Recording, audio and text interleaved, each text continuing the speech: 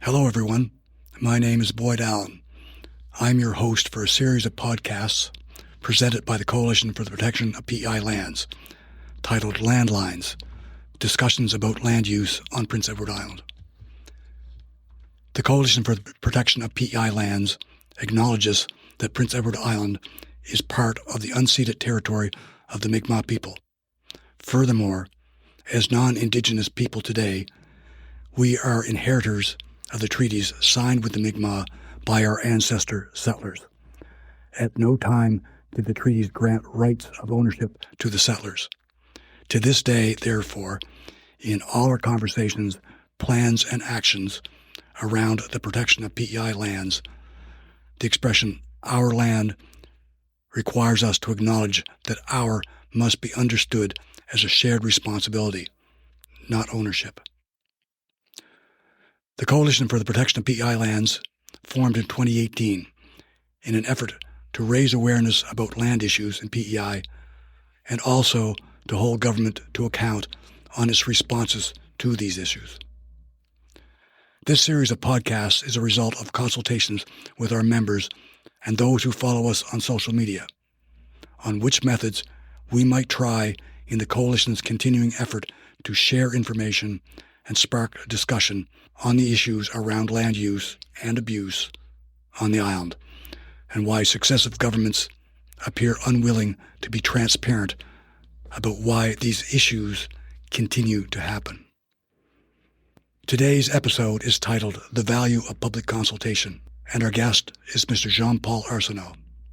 In recent years, the phrase public engagement has been used frequently by our government to describe any structured opportunity to exchange information between government and islanders.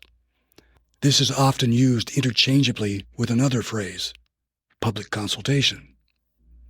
What is the difference between public engagement and public consultation? Engagement has been defined as an ongoing process to enable government to share information and ideas.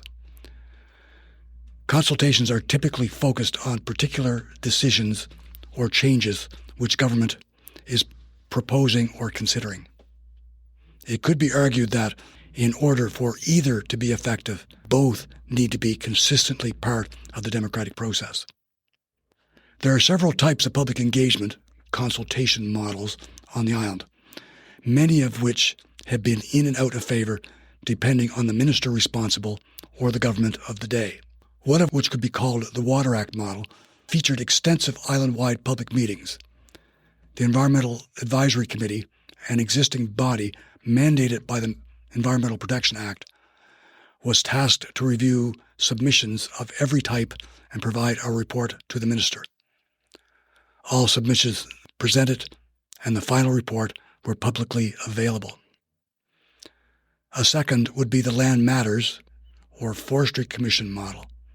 Within this framework, a committee comprised of people with knowledge on the subject is formed specifically to accumulate information, conduct a series of public meetings, discuss their findings, and provide a summary report and recommendations to government. This report and supporting documents are shared with the public. Appointing a royal commission to address a specific issue, sector, or industry has occurred several times under many governments. More recent examples would be the Commission on Land and Local Government in 2009, the Commission on the Land Protection Act in 2013. The terms of engagement made use of vary depending on who was appointed to the commission and those who appointed them.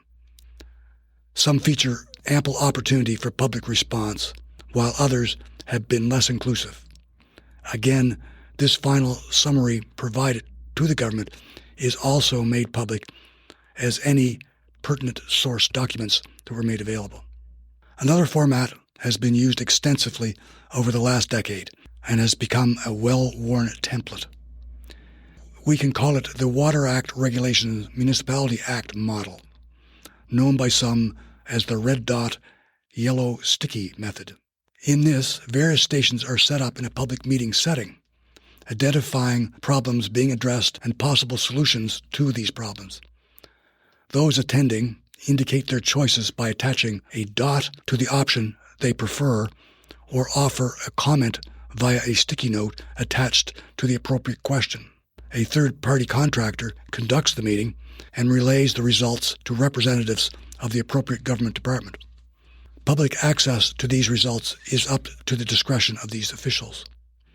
A final popular technique employed is the irrigation strategy model. The department involved provides a white paper-styled proposal on a given topic. There is a time period, often 3 weeks to a month, in which the public's responses are accepted. There's no commitment to make these responses public, nor to reflect these responses in the final outcome. All these techniques have been employed with varying degrees of effectiveness. Some, such as the Water Act consultations, have had significant impact on public policy and legislation, while the product of many others collect dust, presumably on a shelf in the provincial archives or buried in an array of databases. We are fortunate today to have as our guest Mr. Jean-Paul Arsenault. Mr. Arsenault is an Islander with extensive history at every level and facet of public service, with emphasis on forestry, human resources, and public policy. His direct involvement and leadership in public consultation includes the Round Table of Resource Land Use and Stewardship in 1996, the Commission on Land Use and Local Governance in 2010, the Commission on the Land Protection Act in 2013, the first round of the Water Act consultations, and the Forestry Commission, just concluded in 2025. He shares with us today a wealth of experience, a unique perspective on the effectiveness of public consultation on Prince Edward Island. Hello, JP. Thanks for joining us today. Thank you for asking. The Water Act, the PEI Water Act consultations have been often cited as a template for an inclusive and effective public consultation process. You were in a leadership role in the extensive first round of the consultation. Presentations were made to you and the EIC by almost every possible perspective on water and PEI. How did it manage to generate a report reflecting compromise and consensus amongst a lot of divergent views?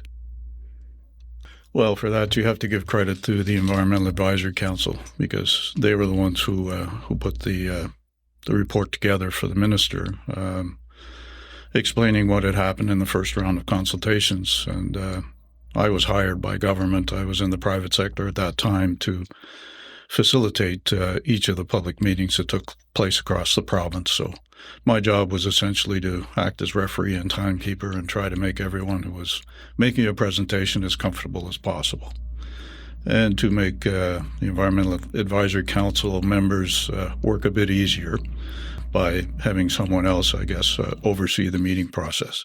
Now, what happened after that first round of consultations, as you know, the report went to the minister, and his officials in the department put together a draft bill, a new Water Act, essentially, with, of course, help from the Legislative Council that looks after all of the legal wording and so on. And what was unique about that process is that for the first time in my memory, and certainly I asked the clerk of the Legislative Council of the day, Charles McKay, who had been around for ages and ages, has government ever gone out after second reading of a bill for public consultation? And he said no. They always just go to committee, and then changes may be recommended, but they go back into the legislature for third reading. So this was unique, the process that led to the development of the present Water Act, in that the minister of the day decided that he was going to go out and sit in front of the room and explain what government was proposing to do in this new Water Act after it was given second reading in the legislature. So that was unique, and it's unfortunate that that model hasn't been tried since, because it worked extremely well, I thought. Now, did you think that the EAC was the right body to sort out that volume of material? Well, they didn't do it entirely by themselves. In any of these processes, there has to be staff support, and that certainly was the case in this instance. So there has to be the staff support there. These committees and commissions have to be supported by qualified people, usually from inside government, who know what they're doing and can help to distill everything that's heard and seen in these public meetings down to something that makes sense and that can be approved by in this example, the Environmental Advisory Council in a report that's sent to the minister. Now, one thing is I was a participant in that in varying forms, but did you find groups that were, they were on opposite ends of an issue for the most part? There's a lot of divergent views. What I saw was that they gained a better understanding of each other's position because of the nature of the consultations. Yeah, well, there's two things going on. There is the public meetings. People attend the public meetings, not always as presenters. They're there to listen and to learn. And yes, there is a certain you can see a certain consensus building as you go across the province. You see the same faces at 2 or 3 public meetings often, and I'm sure that they're learning from what they're seeing and hearing, and perhaps changing their minds about things. Or that's at one level. The other level is of course the group that is holding the consultations. In this case, the Environmental Advisory Council. In the case that other cases I worked with, the Round Table, which had 16 members. The Environmental Advisory Council wasn't quite that large a group, but they do have to arrive at a consensus. And that's not always easy because government in its wisdom always appoints people from opposite ends of the spectrum, if you will. And, in the case of the Forestry Commission and the Round Table, where I was heavily involved in both, it took time to develop consensus, and everyone had to agree on what consensus meant. And it usually meant that I can't agree with everything in this report, but I'm in general agreement with it, and I realize that I can't get my way on everything. So that's how we define consensus, and I'm sure that's the way it was with the Environmental Advisory Council in the case of the Water Act consultations. Now the Canadian Treasury Board's consultation guidelines include 2 necessary components of a public consultation. One being transparency. They state a transparent approach is essential to building a trust. And number 2 is accountability. Departments should demonstrate accountability by documenting how the views of the public were considered, and where input could not be reflected, officials should be able to outline the reasons why. Now, in your experience, how has the province of PEI incorporated elements of transparency and accountability into their recent models of public consultation? Well, I have to say that the ones I've been involved with in the last 15 years, if I can say that, the Commission on Land Use and Local Governance and the Lands Protection Act Commission and the Forestry Commission, I can say that government definitely respected the principle of transparency in everything that was done by those 3 groups. So I have no issue with that. It's different, I think, when there's an outside group involved, a consulting firm involved. That can be, I guess, a bit more dangerous if you're considering the risk to transparency. Now, this being PEI, you're always discussing political interference in one form or another. It's inevitable. In your years of experience, you've witnessed how a ministerial change or a directive from the Premier's office could either launch or derail any initiative.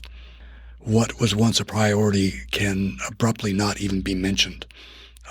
Recommendations from commissions, committees, or any other expression of public consultation can share the same fate. Given that, how can they still be relevant with that uncertainty? Well, I have to say, the Forestry Commission wasn't my first rodeo. My first experience with public consultation processes goes back to 1987 when we developed the first forest policy. So I've gone through a number of these public consultations. I can say categorically that in none of those processes have I ever experienced any political interference, either in what we were doing or in the naming of individuals to these various groups. So I want to be very clear about that. In the case of the Roundtable on Resource, Land Use and Stewardship, there was a change of government halfway through. If the Liberals created the Roundtable and there was an election halfway through and the Conservatives came in. And one of the first things we were asked to do was to wind up our work because the new government apparently didn't believe in what we were doing. But before they did that, they sent one of their MLAs out to one of our meetings. And it didn't take very long to convince him that it was probably a good idea to let us finish our work. So he became our conduit into the new government, and everything went ahead very well. And we completed our work on schedule, and were able to do everything we did. But no, there has been absolutely no political interference in any of the work that I've done with any of these commissions or public consultation processes. That's heartening. It really is in a lot of ways. In a recent provincial government media release of the coastal policy recommendations, they defined these recommendations as something, quotes, for government to consider. This language makes it clear that once a report is delivered, its findings become the property of government.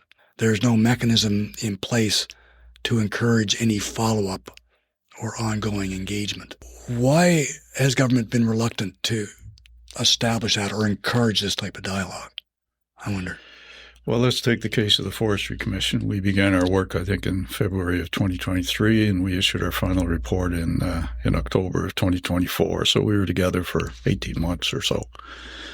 And the day we submitted our final report on October the 8th of 2024, we ceased to exist. There is no Forestry Commission. It died with its final report. I personally have heard nothing from the minister's office since the day we met with the new minister just for a meet and greet on October 29th, I believe it was, of 2024. Absolutely no contact with anyone in senior administration in the department to follow up on the report. I find that unfortunate, but it's not uncommon. It's happened in almost every case, every one of these processes that I've been involved with. Now, if there is a group in place, an advisory group in place, it can play a role, I guess, in advising the minister or providing feedback to the minister on recommendations that are made and actions that are taken by the department. But in the case of the Forestry Commission, for example, there is no advisory group in place. So, there's just a deafening silence. It's like a tree falling in the forest with nobody around. Does it make a noise? Who knows? But again, there's a significant difference in how reports and recommendations from outside government are dealt with between departments and their ministers.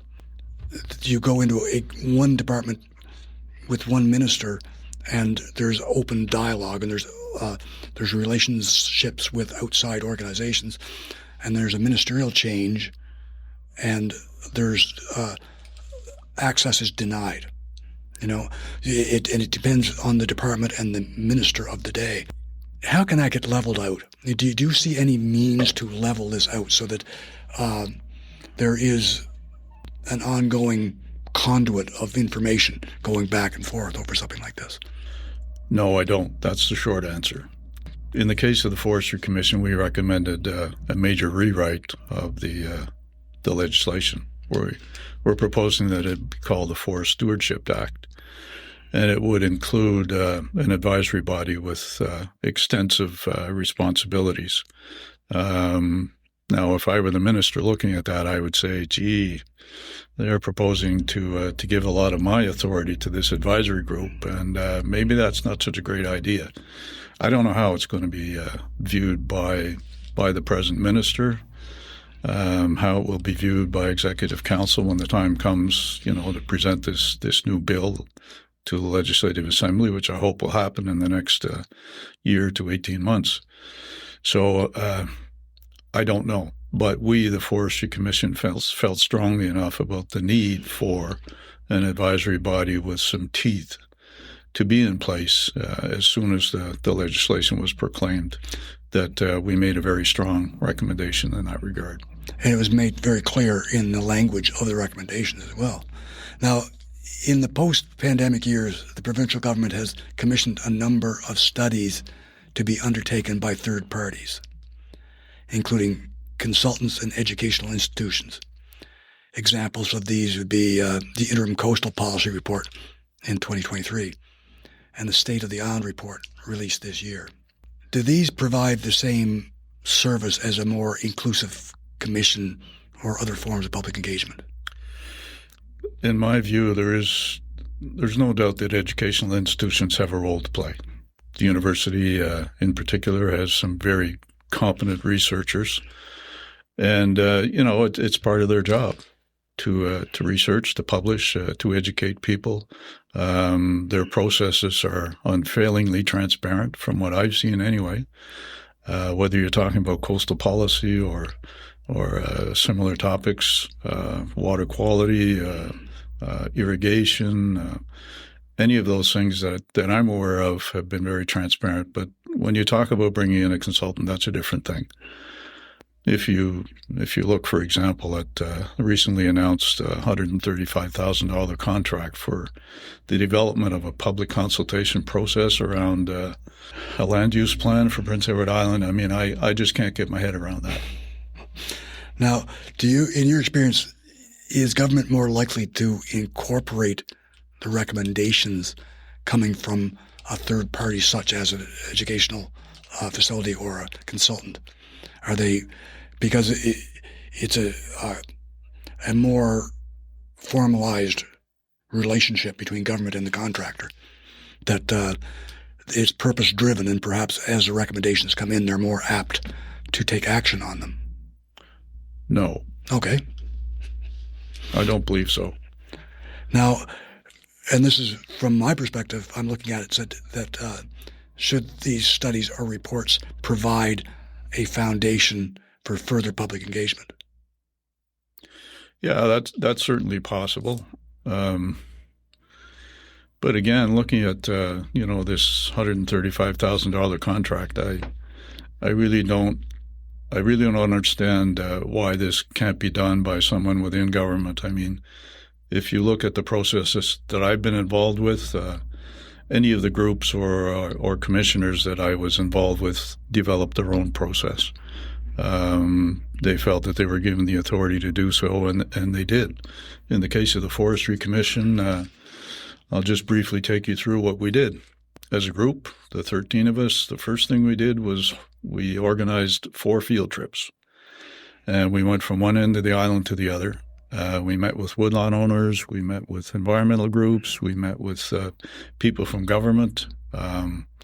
We visited sawmills. We visited harvesting operations. We visited planting operations, plantations, places that burn wood chips to heat public buildings. We visited a forest nursery.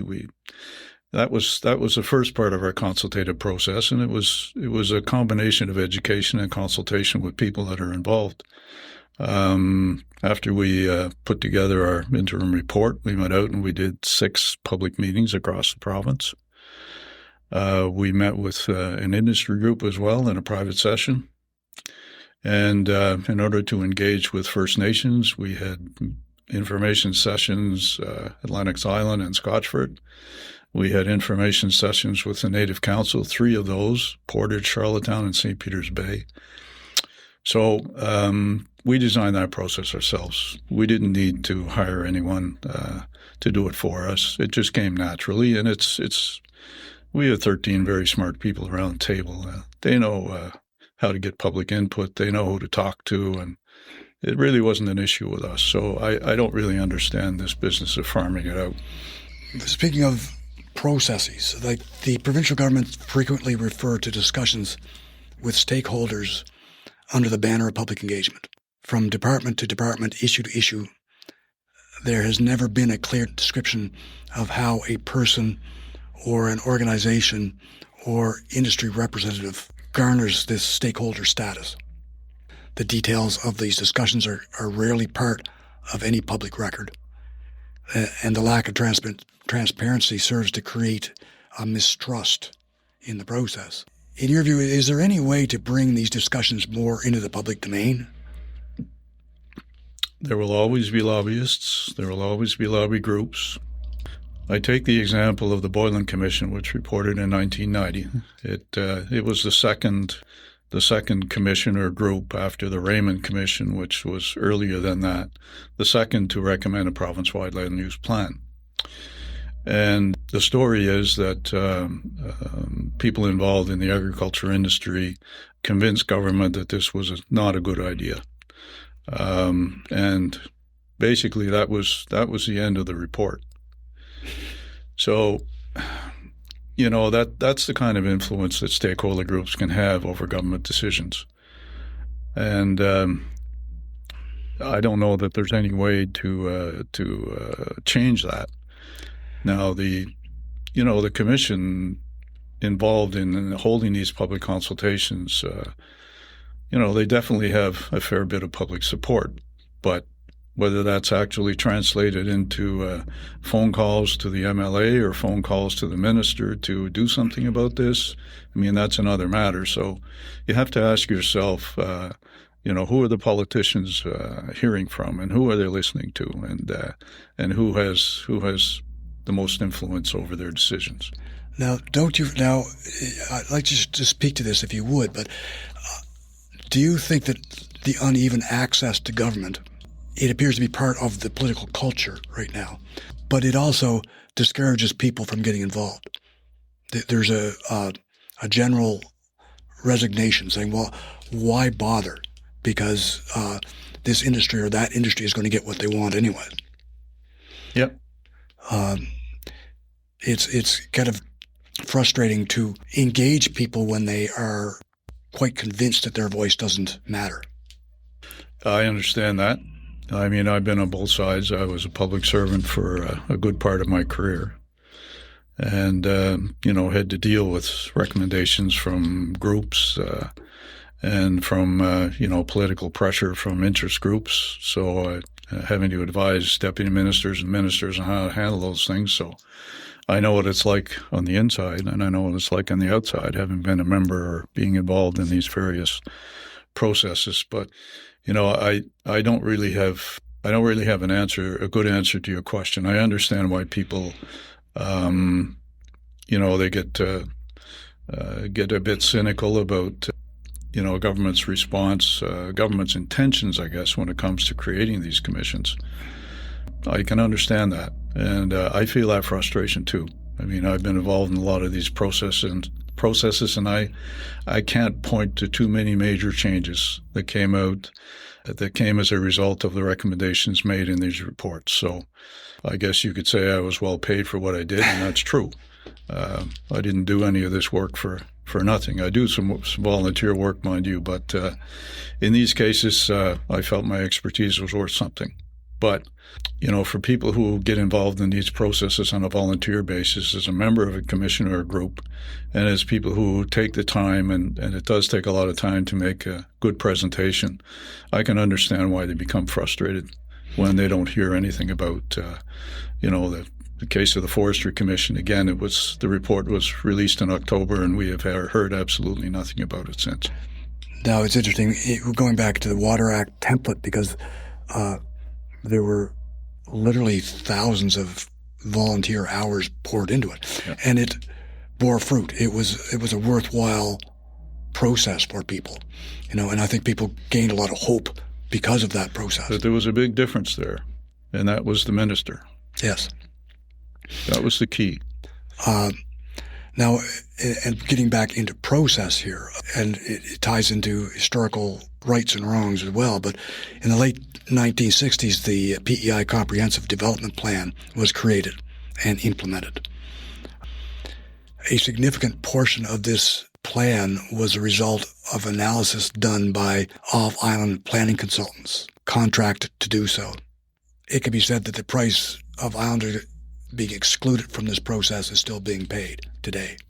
And I'm going to refer back to the $135,000 contract here that was awarded in June to a Calgary-based company. The object of the contract is community engagement for a province-wide land use plan, and there are no further details provided. Now, the land use plan has been recommended by a lot of divergent bodies over the years, but it's always been understood that it's a potential political landmine. So in the context of a $135,000 contract being offered to a consultant to do an unknown, or to develop an unknown process, what form of public consultation could establish a fair process in putting this long-awaited plan together? Well, it'll be interesting to see what they come up with. I mean, government has committed itself to a contract with an outside firm, presumably have some expertise in this area. Whether it's going to change anything, whether they'll come up with some new ideas on how to gain public input, whether the minister who is currently there is going to listen to the recommendations of a consultant as opposed to the recommendations of the Land Matters Committee or some other group. I don't know. Would a well-resourced third party in the center of this, using the EAC Water Act model or something similar to it, or the Forestry Commission model within it, would that not provide government with enough political cover to absorb any kind of controversy? I don't think anything can provide government with enough cover to survive, the controversy that would surround putting in place a province-wide land use plan. I will say that. I've been around this for long enough to know how difficult it will be, regardless of all of the great things that politicians say, whether it be the former premier or the current minister. It's all the same. We're going to put in place a province-wide land use plan, and it never happens. What you have to think about, I guess, is, well, why isn't it happening? I made a presentation to your group a while back at a public meeting in Kensington, and I said the main reasons why we don't have a province-wide land use plan are money and politics. And that is still the case. You have to think about how much money is involved here. And there's two ways to look at that. Number one is the influence of the people who own land, the influence that they have on government. And, you have a lot of farmers who see this, it is a business, it's their RSP, it's their retirement plan. They want to, and they have reason to expect that they should be able to make decisions on what happens to this land and whether it stays in agriculture or whether it doesn't. So there's that aspect to it. The other aspect to it is, talking about money, is that government is addicted to money from development. You just think about how much property tax revenue comes in from an acre of agricultural land and compare that to how much comes in from, the two $500,000 houses that sit on a half acre each of that piece of property. How much property tax revenue comes in, how much money, government got from taxes on building materials and income taxes from people who put the houses up and did the landscaping and paved the driveways. I mean, there's no comparison. So between the relative value of land and agriculture and land as developed land. So the short answer is the government is addicted to this revenue, and I don't see an end to that, really. But in the context of a very firm commitment and a timeline at one time, I don't know where the timeline, if it's still valid, but when you put it in the context of the State of the Island report that was commissioned and presented in the spring, but the presentation, there was not a press release going in tandem with the release of this. It was never announced. It does exist, and it's got a wealth of information and many recommendations attached to it that are pertinent to the island-wide land use plan, but there has been no uptake on it at all. Yeah, I mean, I've read it, and it doesn't identify the reasons why we don't have a province-wide land use plan. The reasons that I just mentioned, the political risk associated with it, and the money piece. Yes. You know, I mean, how could you have a meaningful discussion about this issue without identifying the elephant in the room? And that, in its form, as it's being presented now, has been ignored through the process. And it exists, and everyone's aware of its existence. That's why the process, if in fact there is a process, is critically important, that there is something of value that comes out of this. Yeah. If you go back to the Thompson report and you look at his analysis and recommendations on municipal governance, I mean, he recognized, and of course we all recognize, that land use planning in a municipality is a lot less problematic than it is in an area that is not governed by a municipality. In that case, where there is no municipal government, it's the province that decides, and it's public servants that decide, and it's the minister that decides, and they're, they suffer from all kinds of pressures on both ends, and all you have to do is drive through this province, and you're going to see evidence everywhere of subdivisions being put up in non-incorporated areas. In municipalities that have a land use plan, it's a whole different process. I mean, you have to go through, the municipality has to develop a zoning and development bylaw. It has to be approved by the minister.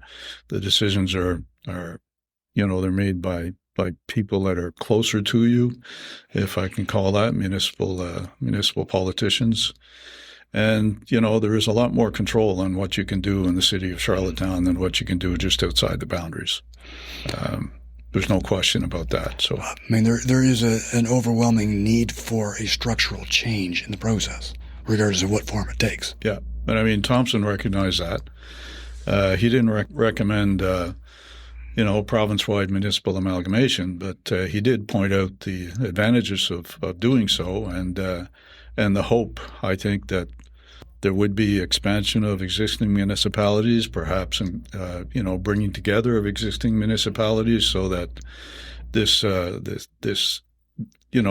control of land use could be brought closer to where the people actually live. Yeah.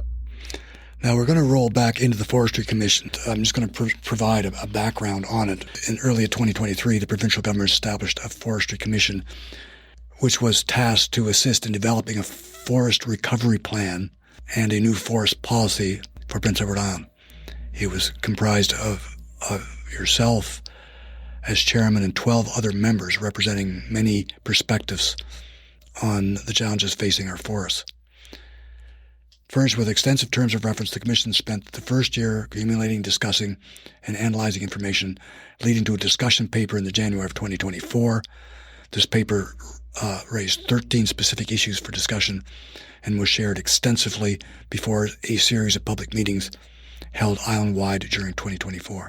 The Commission's final report, featuring 14 recommendations, was completed in October of 2024, but not released by government until March of 2025.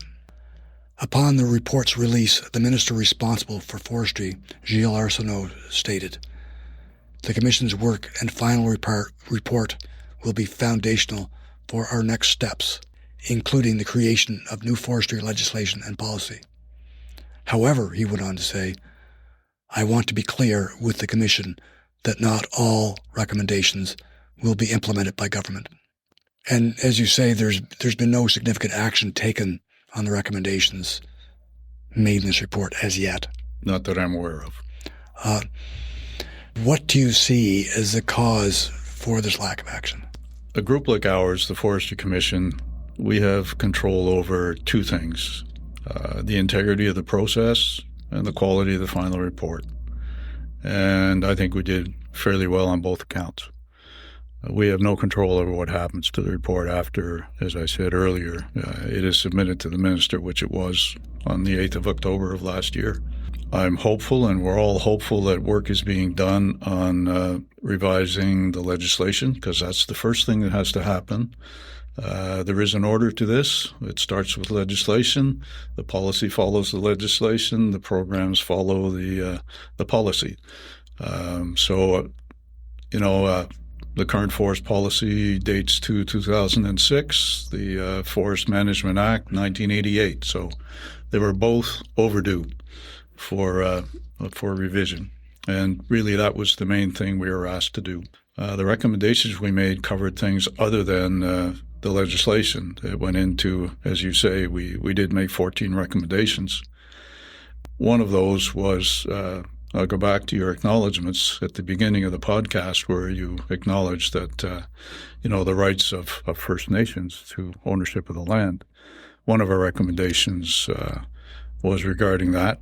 We recommend that the government enter into negotiations, consultations with First Nations regarding the possible transfer of public forest land, which is something that they have been asking for some time.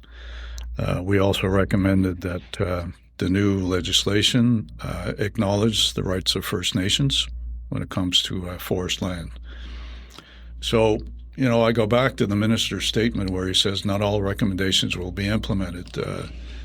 I'm kind of disappointed that we don't know what he meant by that. I was able to convince Peter Bevan Baker to ask that question in the Legislative Assembly in the spring session. The minister didn't give an answer, didn't give a clear answer, just, the standard thing, we're working on the recommendations, and that's about as far as it went. But, I guess I'm very disappointed in the media. Why they don't ask questions like this? Why they don't put politicians on the spot? Minister, what did you mean by that? No one has ever asked them that question. No one in the media has asked them that question. So, I guess as a former commission member, and I think I share this feeling with the 12 other members, we're disappointed that the media never took an interest in what we were doing. And I guess it's a pretty sad commentary on what the media thinks of that 43% of the island is covered by forest, and their total lack of interest in the forest industry, for example. If you take that, and I just want to talk about that for a moment, it was a bit of an eye-opener for most of the members of the commission that there actually is a forest industry out there. But if you think about it, who would have cleaned up the mess after Dorian and Fiona if we hadn't had a forest industry? Who would be processing the chips that heat 48 of our provincial government buildings, the hospitals, the schools, and the manors? Who would be harvesting the wood that provides part of the heat for the Charlottetown district heating system? Who would plant the trees, on sites that have been harvested or on land that's being abandoned? There is a forestry industry out there, and the media has totally ignored it, except when there's something bad going on. Now, as far as, again, back in the commission, said, how would you have changed it, the process itself, if you were able to do it all over again? I wouldn't change a thing. And bouncing off of that, is that, do you think the model used in the Forestry Commission could be applied in other areas of concern? I think it certainly could. Government would have saved themselves $135,000. All they had to do was give me a phone call. On that note, thank you, JP, for giving us a much better understanding of how public consultation actually works on PEI. It was my pleasure. Okay. As you've heard, the island has a rich history of public engagement and consultation. Regardless of what form it takes, it is a crucial part of any healthy democracy. Today's political culture seems focused on expediting development at any cost. Due diligence is considered nothing more than red tape. Due process can be easily bypassed through lax regulation, enforcement, or good old-fashioned executive privilege. As mandated public oversight continues to be eroded, meaningful, respectful public consultation becomes much more important. The integrity of our democracy depends upon it. Again, I'd like to thank Mr. J.P. Arsenault for agreeing to talk with us today. I also thank those of you who took the time to listen to this episode. If you find something of interest in it, please share it and subscribe to our YouTube channel. We welcome your comments on this or previous episodes.